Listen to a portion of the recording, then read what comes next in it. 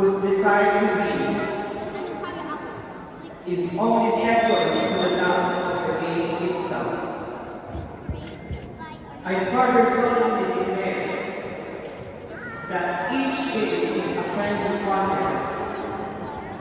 done in the spirit of camaraderie and true friendship, where we triumph as considerate victors for